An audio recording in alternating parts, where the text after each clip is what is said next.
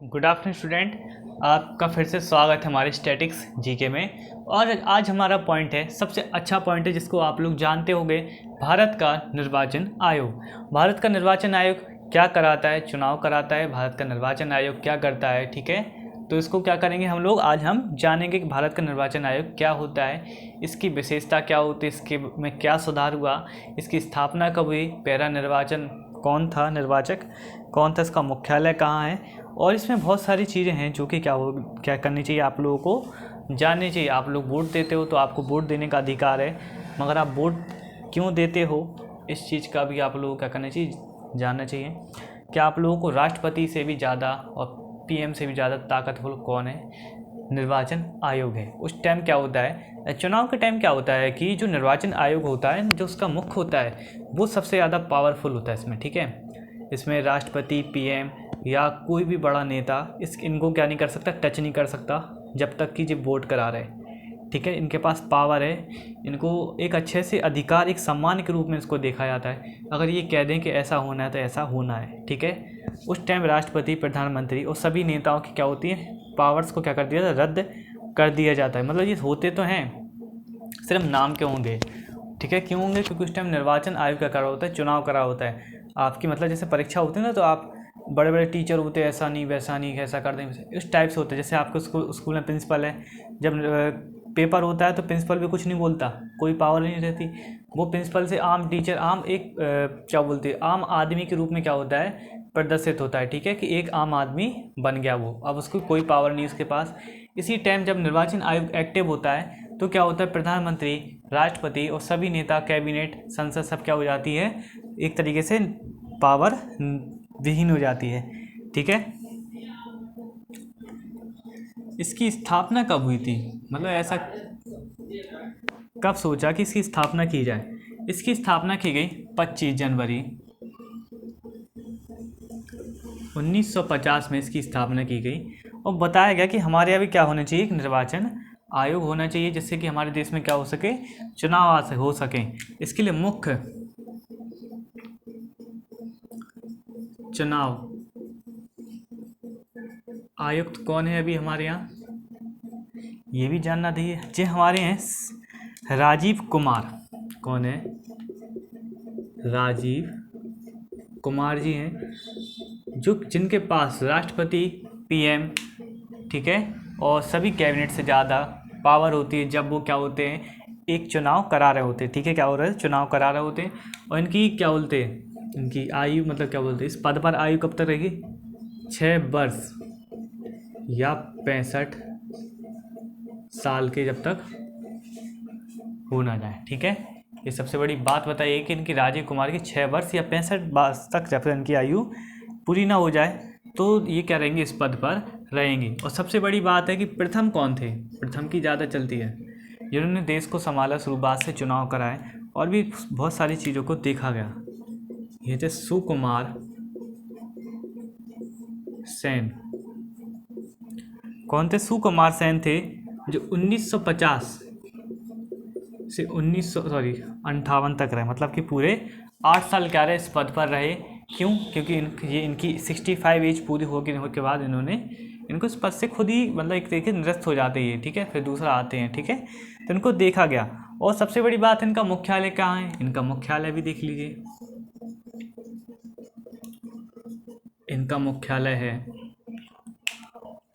New Delhi.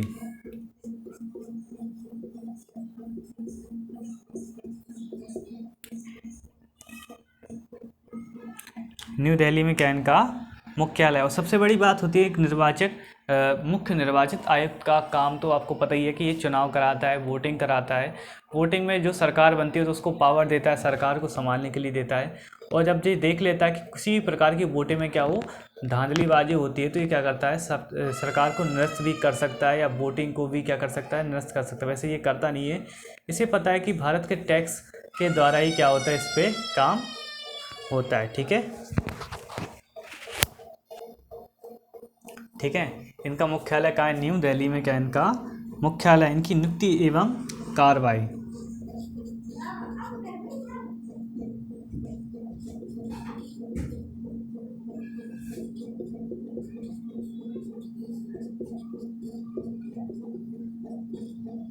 उस time ये कुछ भी कर सकता है, ये याद रखना हमेशा। इन्हीं 2 पॉइंट में आपको बहुत सारे पॉइंट क्या करते हैं बता देते हैं, ठीक है। ये भारत का नागरिक हो, क्या हो, इंडियन से।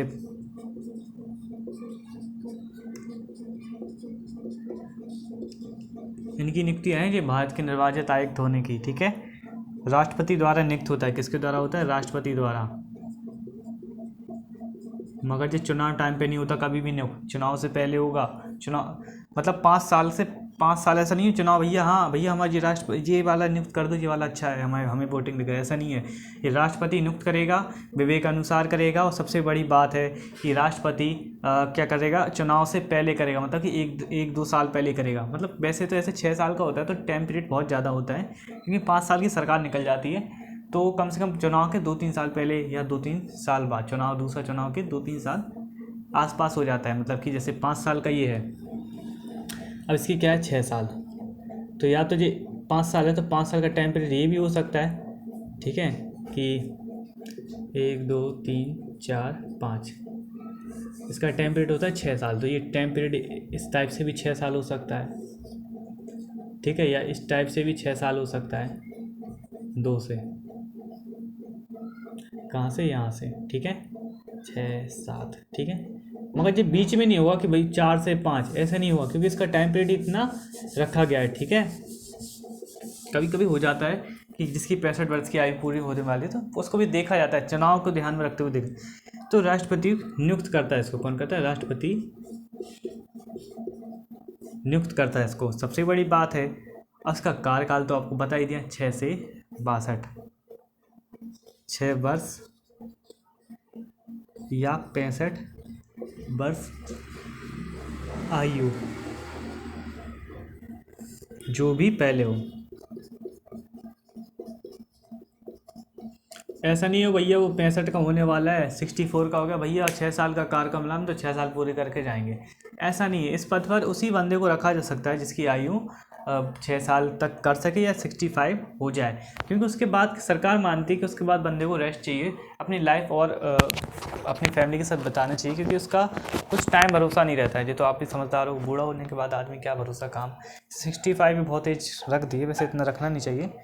वैसे सरकार ने अपने फ़ायदे के लिए इसमें संशोधन भी और होने चाहिए, क्योंकि इतना रिस्पॉन्सिबल पद उसी को दिया सकता है जिसको क्या हो, दुनिया की समझ हो, ठीक है।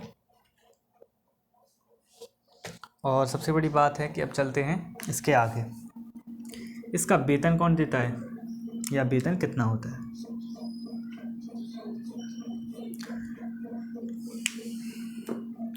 सुप्रीम कोर्ट के, किसके, सुप्रीम कोर्ट के न्यायाधीश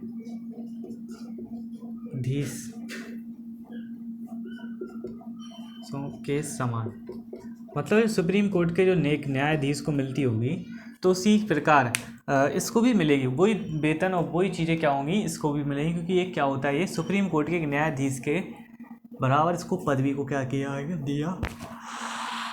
दिया गया है, ठीक है। अब चलते हैं निर्वाचन में सुधार, इसमें कब कब क्या क्या चीज़ें चेंज की गई। यहाँ तक समझ में आया तो वीडियो को लाइक कर दीजिए, और आगे तक समझना है तो चैनल को सब्सक्राइब कर दीजिए, और आगे तक हमें बने रहने हैं तो हमेशा के लिए वीडियो को देखते रहिए रोज़।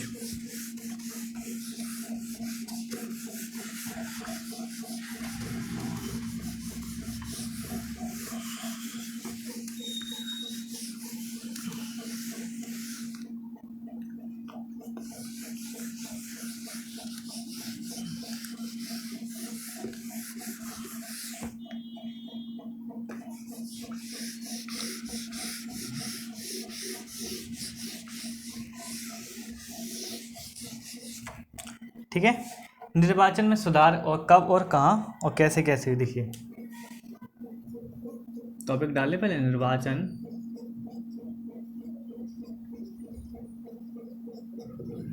सुधार,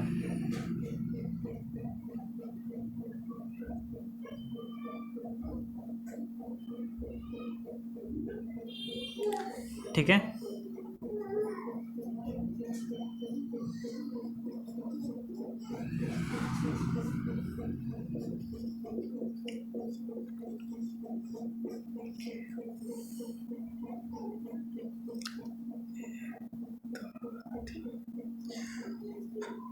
पहला वाला निर्वाचन सुधार हुआ जिसमें बताया गया कि मतदान की आयु कितनी होनी चाहिए, 61 वर्ष। या कोई चीज़ जोड़ी गई, ठीक है। तो प्रथम चरण में क्या बताया गया, प्रथम चरण में बताया गया कि मतदान की आयु 18 वर्ष, मतलब कि 61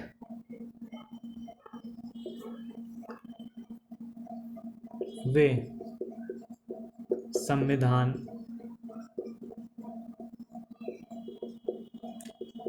संशोधन किया गया, जिसमें ये बताया गया कि संविधान में कि 18 वर्ष की आयु में क्या कर सकते हो, आप वोटिंग दे सकते हो, सरकार क्या कर सकते हो, बना सकते हो। इसमें फोटो युक्त पहचान पत्र यूज किया जाएगा। कौन सा, फोटो युक्त पहचान,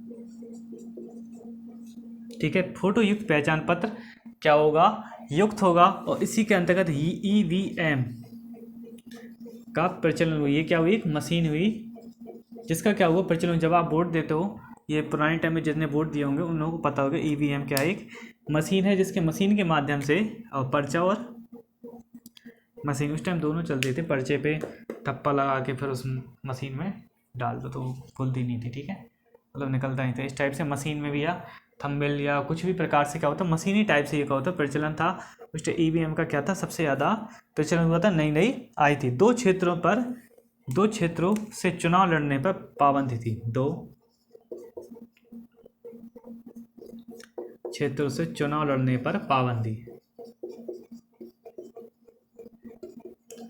जैसे कि आपने सोचा चलो एक बार हम दिल्ली से लड़ देते हैं चुनाव और दूसरा लखनऊ से, पाबंदी। तो इसने पहले बता दिया कि आप एक ही जगह से खड़े हो सकते हो, एक ही जगह से क्या ले सकते हो, टिकट ले सकते हो।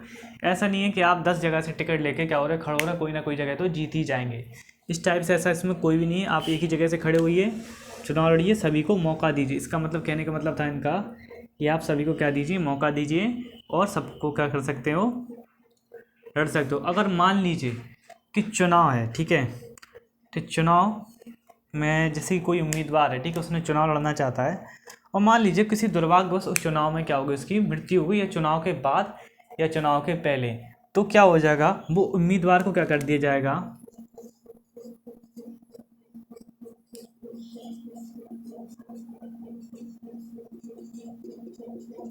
क्या कर दिया जाएगा, कैंसिल कर दिया जाएगा। उम्मीदवार को कैंसिल किया जाएगा, किसको, उम्मीदवार को।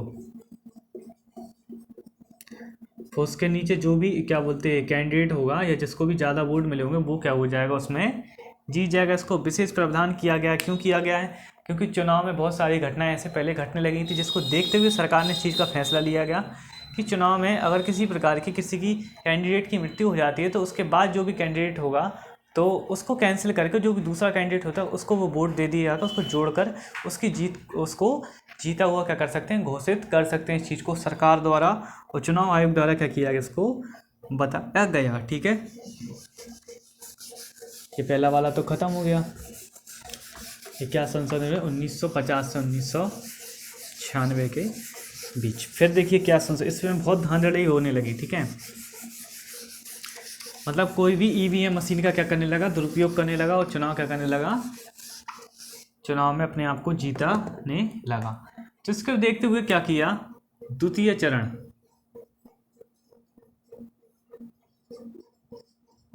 का क्या हुआ, सुधार हुआ 1996 से 2000, 1996 से 2000 तक क्या हुए, इसके अंतर्गत और क्या किया गया, प्रावधान किए गए, और चीज़ों को जोड़ा गया कि ऐसा तो भैया क्या होगा, लोग धांधलीबाजी करेंगे, लोग जीतेंगे।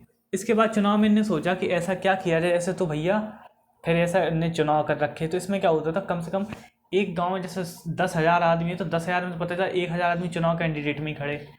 इससे चुनाव में भी दिक्कत होती थी, फिर बहुत प्रॉब्लम हुई। तो इन्होंने सोचा अब क्या किया जाए, कि ऐसा क्या करें कि मतलब लोग क्या करें, चुनाव में इस चीज़ को देखें, अपने रेपुटेशन को देखने लगे, बहुत लोग क्या होने लगे, खड़े होने लगे। तो इसको देखते हुए सरकार द्वारा क्या किया कि कुछ प्रावधान को उन्होंने की, चुनाव आयोग से कहा कि आप लोग क्या करना चाहिए, कुछ प्रावधान करने चाहिए, जिससे क्या हो, आप लोगों की प्रॉब्लम क्या हो सॉल्व हो और हमारी भी प्रॉब्लम क्या हो सॉल्व हो।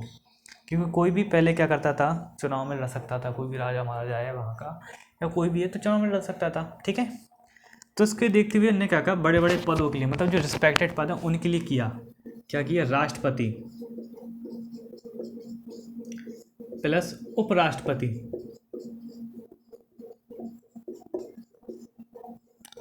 राष्ट्रपति प्लस उपराष्ट्रपति को क्या कर दिया गया, 50-50, 20-20 अनुमोदक।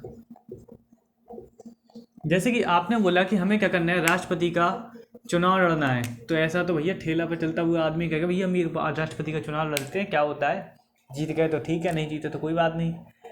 ऐसे बहुत ज़्यादा होने लगा, तो इस चीज़ को रोकने के लिए सरकार ने एक प्रावधान किया। इसके अंतर्गत 50-50 अनुमोद, मतलब कि जैसे संसद है, ठीक है, संसद है या राज्यसभा है लोकसभा, संसद तो खैर दोनों को मिलकर बनी, राज्यसभा और लोकसभा में कम से कम जितने सदस्य हैं 1000, मतलब राज्यसभा में 425 और संसद में 243, तो इनको देखते हुए क्या अगर 700 के समथिंग सदस्य हैं, तो वहाँ के जो चुनाव आयोग ने बोला कि आपको क्या करना है, अगर आपको राष्ट्रपति का पद पे लड़ना है तो आपको 50-50, मतलब कि 50 अनुमोदक चाहिए आपको, मतलब 50 आपके चाहने वाले चाहिए कि हाँ भैया हमने इसका सपोर्ट करेंगे, आप क्या कीजिए, इनका राष्ट्रपति के लिए नाम क्या कर लीजिए, मनोनीत कर लीजिए, इनको राष्ट्रपति के चुनाव के लिए खड़ा होने दीजिए। 50 लोग अगर इस चीज़ को कहेंगे तब, और वो भी क्या होने चाहिए, राज्यसभा लोकसभा के सदस्य होने चाहिए। ऐसा नहीं भी 4 लोग अगर रोड साइड से पकड़ ला, पता नहीं हम भी लड़ेंगे चुनाव, ऐसा नहीं है, ठीक है। राज्यसभा लोकसभा के जो होंगे वहाँ पे, तो उन लोगों को मतलब उम्मीदवार जो जीत कर आए हैं, जनता का सपोर्ट बन के आए हैं, तो उन लोगों के लिए क्या किया है, उन लोगों को लाओगे आप और आप कहोगे भैया हमें राष्ट्रपति का पद लड़ना, और आपको भी क्या होनी चाहिए, उनमें से राज्यसभा लोकसभा में से किसी के हो ना हो, इस चीज़ पर कोई वो नहीं देता है क्या वहाँ के हो, मगर ये है कि आप लोगों को फिर बाद में वहाँ की एक दोनों में से एक जगह में से कहीं से चुना जाता है 6 महीने तक के लिए, ऐसा कुछ प्रावधान है। राष्ट्रपति के अगर पद पर हो आप तो 6 महीने के लिए आपको लोकसभा या राज्यसभा के उम्मीदवार की क्या होनी चाहिए, आपके पास क्वालिटी होनी चाहिए, ठीक है, योग्यता होनी चाहिए, तभी आप क्या कर सकते हो, राष्ट्रपति के पद पर बने रह सकते हो, जब तक 6 महीने तक आप मौज काटो। 6 महीने में आपको इस चीज़ को बताना है कि हाँ भैया हम राज्यसभा लोकसभा के उम्मीदवार के रूप में किसी एक अन्य किसी एक जगह से क्या करना पड़ेगा, चुनाव को जीतना पड़ेगा। उसका बड़ा लंबा प्रोसेस है, वो आपको किसी और क्लासेस में आपको बताएंगे, ठीक है। उपराष्ट्रपति के लिए आपको 20-20 अनुमोदक चाहिए, उसमें पैसे भी लगेंगे। राष्ट्रपति के लिए 15,000 और शायद 15,000 और उपराष्ट्रपति की शायद 15,000 रुपये हैं जो जमा होंगे एक जमानत राशि के रूप में। इस चीज़ को हमने आपको बता दिया इसमें, ठीक है। और जमानत धन कितना होगा दोनों का, देखिए आगे यही क्वेश्चन हम कहते हैं, जमानत राशि, जमानत धन 15,000 रुपये। ये कोई ज़्यादा बड़ी रकम नहीं है, जो आप लोग कह रहे होगे ज़्यादा बड़ी रकम नहीं, मगर रिस्पेक्टेड है। अगर आपको 100% वोट में से 100% वोट में से कितना 15% भी नहीं मिला, तो जी आपकी जमानत राशि क्या हो जाएगी, जब्त हो जाएगी।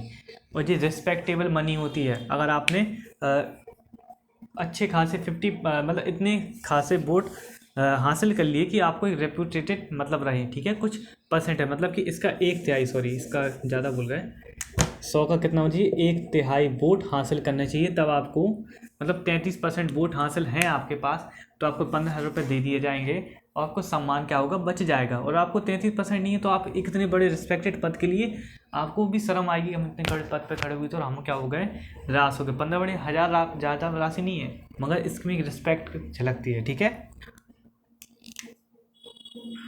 और 1999 में क्या हुआ, पोस्टल बेल्ट की शुरुआत हुई, ठीक है, पोस्टल बेल्ट की क्या हुई, शुरुआत हुई। इसके बाद इस चीज़ को कुछ ज़्यादा हम बता नहीं सकते पोस्टल बेल्ट के बारे में, क्योंकि ये बाद में थोड़ा सा हट भी गया था, तो इस चीज़ को हम आपको बताएंगे नहीं, ठीक है, थोड़ा अलग टाइप का है वो, ठीक है। इसके बाद क्या हुआ, ठीक है, सरकार ने कही चलो अब कोई बात नहीं है, हम अच्छे से मज़े से काटते हैं। फिर क्या हुआ, तृतीय चरण आया, ठीक है। क्यों आया, अब देखिए क्यों आया। तृतीय चरण में बहुत सारे क्या किए गए, सुधार किए गए निर्वाचन में। लोगों के पास ये भी चीज़ नहीं होती है, कुछ चीज़ें नहीं होती हैं, बाहर से आते हैं लोग, बाहर विदेश में एनआरआई वगैरह बने। जिसके बाद क्या हुआ, सरकार द्वारा एक चीज़ और की गई कि हम क्या करेंगे, तृतीय चरण का क्या करेंगे, संशोधन करेंगे। तृतीय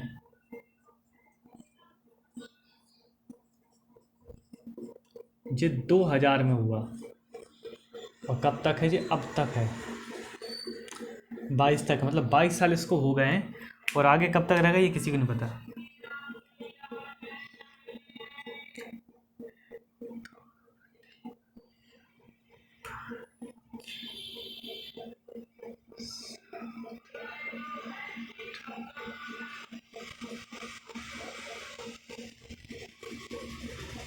इसके अंदर कितने, कुल 10 पॉइंट रखे गए हैं।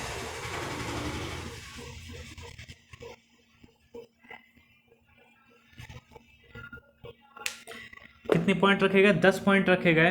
अगर आपके पास ये 10 पॉइंट हैं, मतलब है नहीं, इन्होंने बताया, ठीक है, कौन कौन सी, वीवी पैट पट, ठीक है। इसमें आप सर्च करोगे वीवी पैट में, जी आपको आ जाएगा, ठीक है, समझ में।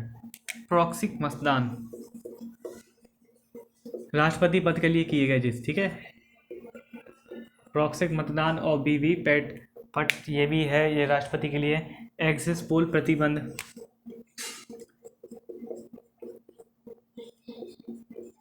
ये आपको सब लिख दे रहे, फिर बताते हैं एक के बाद एक। एग्जिट पोल प्रतिबंध क्या कियागा, नोट का प्रावधान,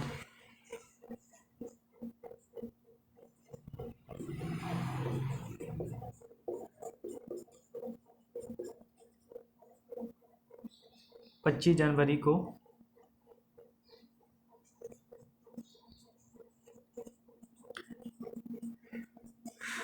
राष्ट्रीय मतदान दिवस और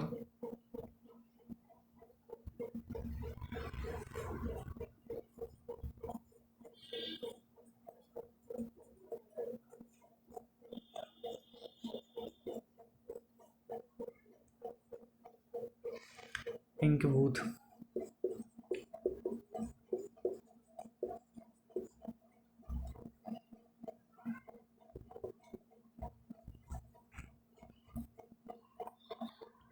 जीपीएस आधारित ईवीएम,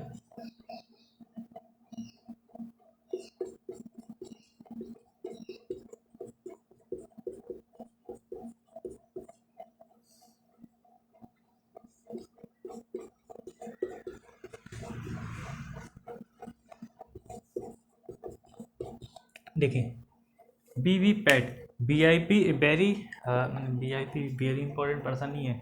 इसमें क्या किया, किसके द्वारा की जाती है, गणना की जाती है, ठीक है। इसके द्वारा मतलब इसको एक पर्ची के रूप में रखा जाता है सेव करके, जिसकी आगे जाके किसी गणना में गलती होती है इसको दोबारा गिना जाता है। प्रॉक्सिक मतदान मतलब कि क्रॉस चेक किया जाता है। प्रॉक्सिक मतलब क्या होता है, क्रॉस चेक किया जाता है मतदान को, कि ऐसा तो नहीं है किसी ने कुछ गलती कर दी हो बीच में, इसलिए क्रॉस क्या किया जाता है, इसको चेक किया जाता है। एक्सेस पोल पर प्रतिबंध मतलब कि ऐसा नहीं है कि आप जिस जगह से आ रहे हैं तो यहाँ से जाओ और वहाँ से, मतलब यहाँ से गए वहीं से निकल आके पीछे लाइन में लग गए, तो आपने क्या किया, इसके 2 गेट बनाए गए, ठीक है। आप यहाँ से जाइए, वोट दीजिए, इस गेट से एंटर कीजिए, उस गेट से निकलिए। एक्सेस पोल मतलब कि एक जगह से एंटर, एक जगह से एग्जिट। पहले एक ही जगह से एंटर, एक जगह से एग्जिट होता, जिसमें क्या होता तो बहुत सारा धांधड़बाजी होती थी। इसके लिए क्या किया, इसको रोक दिया गया। नोटा का प्रावधान, ठीक है, नोटा का भी क्या किया गया, प्रावधान किया गया। पुलिस को क्या किया लगाया जाता है, आर्मी मतलब आर्मी को भी प्रावधान इस चीज़ का कि आर्मी भी लगा सकते हैं। 25 जनवरी को राष्ट्रीय मतदान दिवस मनाया जाएगा। इस चीज़ की घोषणा की किसने की, भारत निर्वाचन आयोग द्वारा इस चीज़ की क्या की गई, घोषणा की गई, ठीक है। और सबसे बड़ी बात है कि इसमें बताया गया कि 20,000 से ज़्यादा आप अगर चुनाव में खर्च करते हो तो चुनाव आयोग को क्या होना, जवाब देना पड़ता है। मगर मोदी सरकार जब से आई है तो उन्होंने क्या कर दिया गया, इस चीज़ को निगलेक्ट कर दिया गया, ठीक है। क्या कर दिया गया, एक तरीके से ख़त्म कर दिया गया, इसका कोई महत्व नहीं रह गया। क्योंकि अब इन्होंने चुनाव में एक वो बिल लाया जिसके बाद पारित कर दिया कि आप चुनाव में जितना खर्च कीजिए आपको कोई जवाब नहीं देना है, ठीक है। इस चीज़ को बिल भी क्या कर दिया, पारित कर दिया। पिंक बूथ आपको समझिए, पिंक बूथ किसके लिए होंगे, ये लड़कियों के लिए होंगे, औरतों के लिए होंगे, लेडीज़ के लिए होंगे, मतलब फीमेल वर्जन के लिए क्या होंगे, पिंक बूथ का क्या किया गया, प्रावधान किया गया। जिसके बाद लेडीज़ों को क्या किया था, अलग से एक पिंक बूथ में क्या किया था, ये अपना वोट देती हैं, जिससे कि इन्हें महिला और मतलब हस्बैंड नहीं, मतलब आम लोगों के साथ मेल के साथ क्या नहीं करना पड़ता, साथ में नहीं लगना पड़ता, जिससे कि प्रॉब्लम नहीं होती, कोई छिड़कानी नहीं होती। इस चीज़ को देखते हुए पिंक बूथ का निर्माण किया गया। जीपीएस आधारित ईवीएम, जीपीएस आधारित ईवीएम में क्या होगा, चुनाव आयोग को पता रहेगा कि ऐसा नहीं ईवीएम मशीन चोरी हो गई या वोट देने के बाद किसी एक ऐसी पार्टी को वोट दिए जा रहे हैं जो कि राजनीतिक पार्टी द्वारा किसी एक अन्य षड्यंत्र किया गया हो, तो ईवीएम जीपीएस या चोरी हो जाती है वोटों की, तो ईवीएम जीपीएस लगाया कि जगह जगह पता चल जाएगा भैया कहाँ जा रही है हमारी गाड़ी ईवीएम मशीन। ठीक है, इसको सील कर दिया जाता है, वोट के बाद वोटिंग होती है तब इसको लगाया जाता है कंप्यूटर में, इसका डाटा फीड किया जाता है कि हाँ भैया इसको इतने मिले, इसको इतने मिले। ठीक है, पर्ची का प्रावधान क्या कर दिया, पूरी तरह से बंद कर दिया गया। ठीक है, इसके पर्ची भी होती है, ऐसे नहीं, ईवीएम मशीन में पर्ची भी होती है। ठीक है, और वीवी पैट से गणना होगी, मतलब कि पर्ची के माध्यम से होगी और मशीन दोनों के माध्यम से क्या होगी, इस चीज़ की गणना होगी, इस चीज़ को बताया गया। और CDVGL ऐप, इसके द्वारा क्या होगा, इसके द्वारा आप जैसे मतदान करना चाहते हो और आपका पता नहीं है, पहचान पत्र बना नहीं बना, तो आप इसमें अपना ऐप में अपना मतदान को क्या कर सकते हो, देख सकते हो, अपना पर्ची निकाल सकते हो, जिससे कि आप वोट दे पाओ। ठीक है स्टूडेंट, आज के लिए इसमें इतना ही। नेक्स्ट पॉइंट होगा वो होगा विश्वविद्यालय अनुदान आयोग के बारे में क्या करेंगे, हम पढ़ेंगे। थोड़ा सा पॉइंट है 2-3 मिनट का, तो उनके बारे में पढ़ेंगे। फिर राष्ट्रीय अपराध रिकॉर्ड ब्यूरो के बारे में भी क्या करेंगे, जानेंगे। तो आज के लिए इसमें सिर्फ इतना ही, और आप लोगों को याद रखना है कि नेक्स्ट क्लास में आपको और भी बेस्ट मिलेगा। ठीक है, नेक्स्ट क्लास में क्या होगा, और भी ज़्यादा बेस्ट मिलेगा, इस चीज़ को बताया गया है। आज के लिए इसमें इतना ही। Thank you.